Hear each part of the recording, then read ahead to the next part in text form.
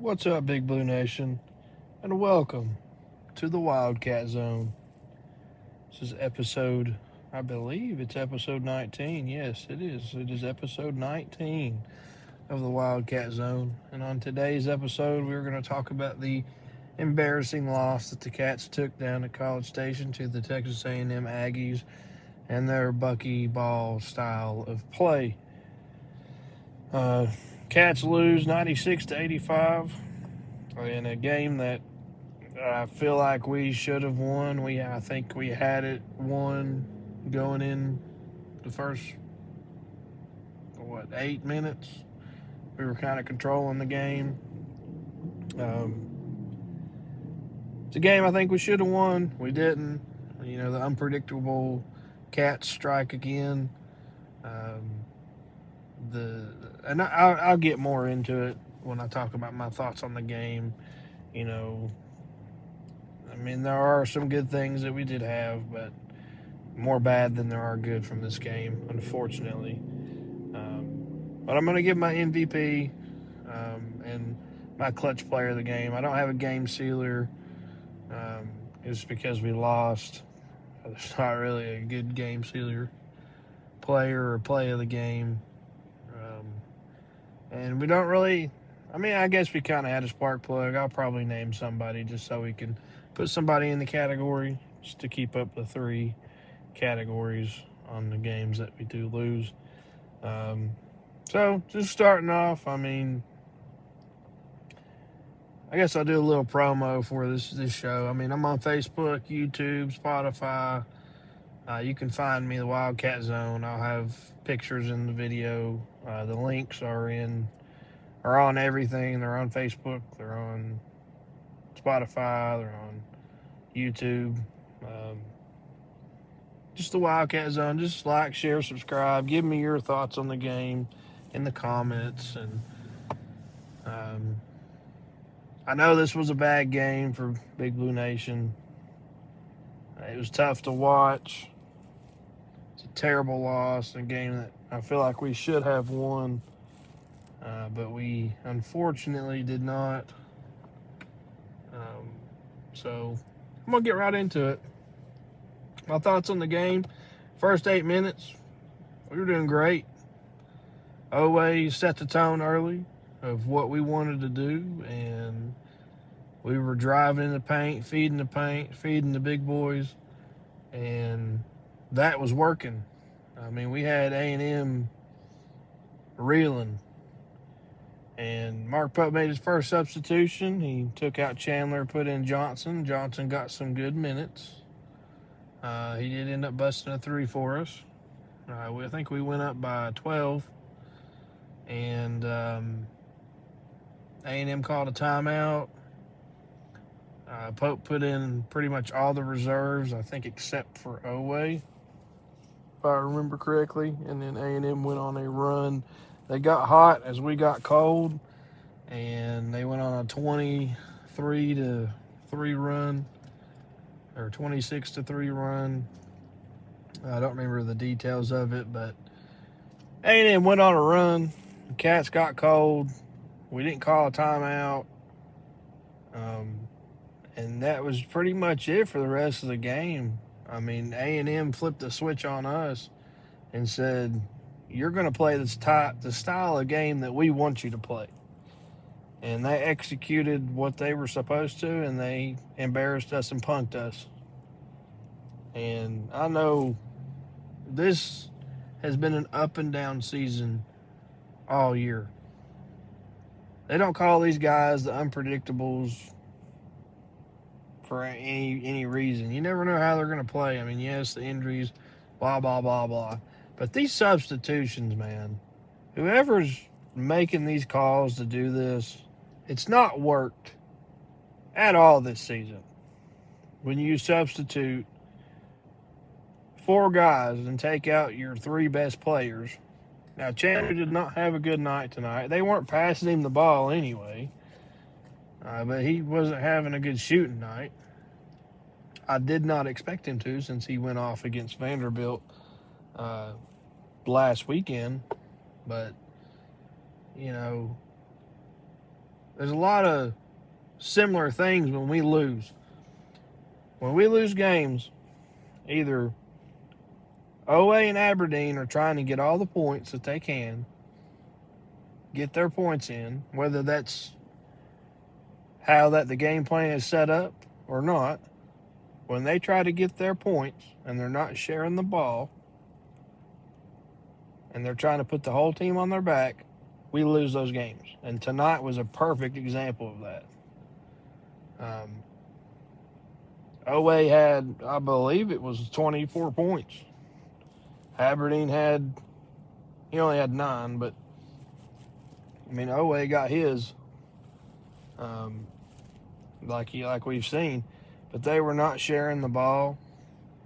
They were playing selfish ball, trying to be the hero to get us back in the game, and they come close.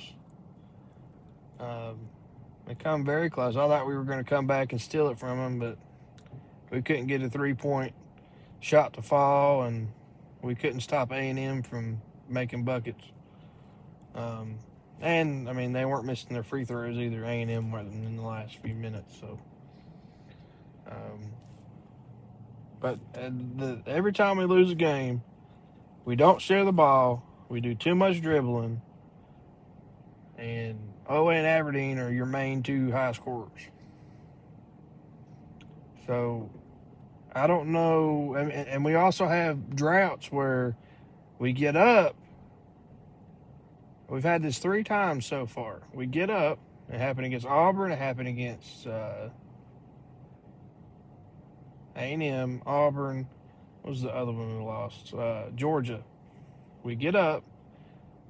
Pope makes a substitution where he takes out pretty much all your starters, puts in all your backups, and the other team starts chipping away at the lead and eventually takes the lead. But OA and Aberdeen got theirs, right? So they got to get whoever's making that game plan, whether it's Pope making that call or if he's got an assistant coach making that call or influencing him to make that call, that's got to stop. It's not worked all freaking year, man. And as Big Blue Nation, we have every right to be mad. And I've seen a lot of that, on Facebook, and everybody has the right to be mad. Because it's not the standard of Kentucky basketball. I'm sorry. But that was an embarrassing loss. And I've learned this season to keep watching because we've came back and won a lot of games this year, but we've also lost a lot of games by double digits, and that's not Kentucky basketball. It's just not, and I mean, I don't know what the answer is. All I know is I'm gonna be glad when this season's over. And I'm going to be real weary because we don't know what our team is going to look like next year. And maybe that's on purpose. Maybe we got a lot of guys staying and we just don't know it yet. But I'm sure I'm going to have a sigh of relief just like the rest of Big Blue Nation. And when this season's over. I mean, I had high expectations when coming into this season, but after the Georgetown game that we lost, the exhibition game that we blew, yeah, I knew this was going to be an up and down season. I mean, we've had lows, we've had highs. I'm going to stick with them. I'm going to keep watching them and keep supporting them. But when we play games like we did tonight, we know we're going to lose. And Aberdeen and OA are trying to get theirs, and nobody's sharing the ball. I just don't understand why we got away from that game plan. I don't understand that. And the only person that can answer for that is Coach Pope, unfortunately. But that's my thoughts on the game. It was embarrassing. It sucked. I hated it. Hated every second of it. And this episode's probably going to be a little short just because there's really not much to talk about because we just got embarrassed and dominated by a Texas A&M team that was on a 3-game losing streak. Yet again, another team on a losing streak punks us. Another team that's on the bubble of getting in the NCAA tournament punks us. When we had all the momentum in the world to beat this team, to build that resume. Well, that's out the window. So, that's just my thoughts on the game. Y'all can give me your thoughts in the comments. I'd love to read them. So, moving on to my MVP of the game, I'm going to give it to Mo Diabate. He was a force to be reckoned with in this game. When we weren't getting buckets, he was. He stepped up with 19 points. Let's see here. Let me look at his stats here. He had 19 points.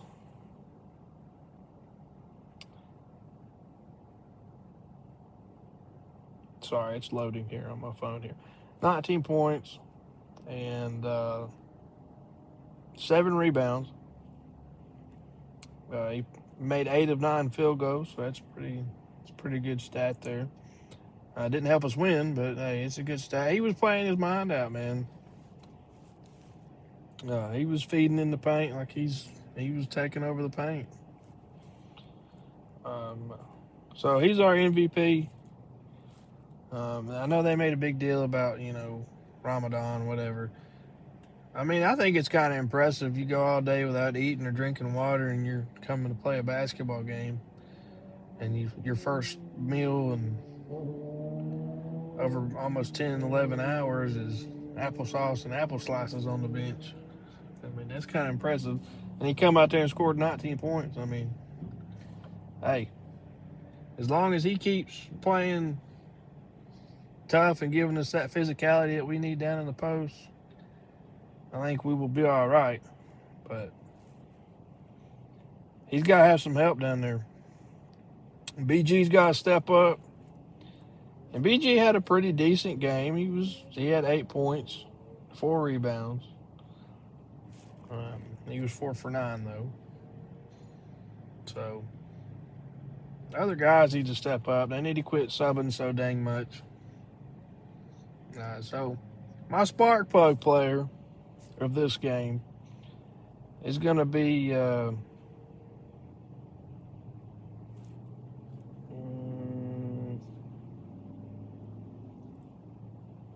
guess Owe. I mean, at the beginning of the game, he set the tone. He stole that ball, got a foul. He set the tone early. He had 24 points, 9 rebounds, 5 assists. And he played with 3 fouls, so he's our spark plug. He set the tone early of what we wanted to do, but we also got away from that. And I'll give him credit because he was trying to take the game back, trying to be Superman. But, man, you got to work like the Justice League if we're going to win games. We don't just need one guy doing it all.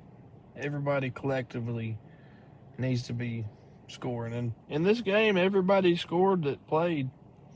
I mean, the bench scored. I mean, we didn't score a lot, obviously. Texas A&M, their bench outscored us a bunch. Just based on the stats, but is our spark plug and our clutch player. I'm going to give to Malachi Moreno. He had 6 rebounds, 5 points. He was 2 for 4 because they quit feeding him. But every time there was a rebound, he got a second chance rebound a couple times. So I'll give him the clutch player of the game. Kentucky freshman Malachi Moreno living everybody's UK dream of playing for the Cats. So, yeah. Thank you guys for listening. That's all I got. MVP, Big Mo Diabate. Hopefully, he can keep us his intensity, and hopefully we can beat Florida Saturday. I mean, looking forward to Florida. I think if you'd asked me a couple weeks ago, I'd have been like, yeah. I mean, we can beat Florida. And now I don't know. I mean, I think we can because it's at Rupp. It's senior day. It's going to be Oweh's last day playing inside Rupp Arena ever. So I think we have a chance to. Yeah, we only lost by 9. I'm not, proud of that, but I mean, Florida's really good this year, and they were hot. We just weren't in the game. We didn't start getting hot till later on in the game. But we only lost by 9 down in Gainesville. And I'm not saying that's a positive thing, that's a good thing. I'm not, celebrating it, but I think we can get them Saturday. I mean, they're on a big win streak. They're killing everybody they've been playing, so I think we can beat them, but I don't know. We may get blown out. I mean, last year we got blown out by Auburn.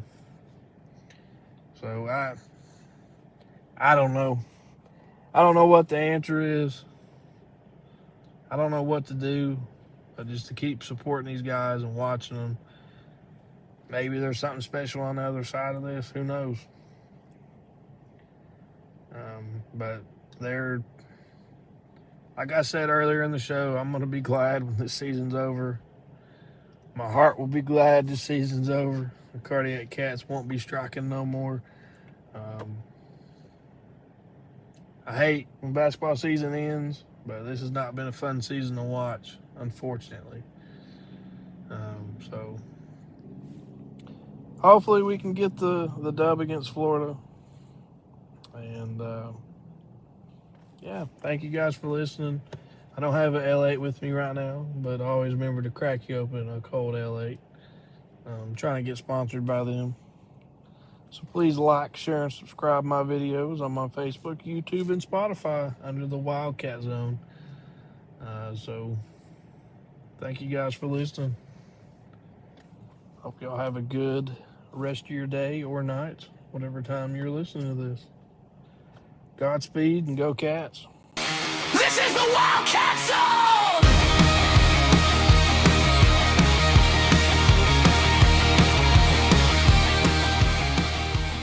What does the Wildcat say?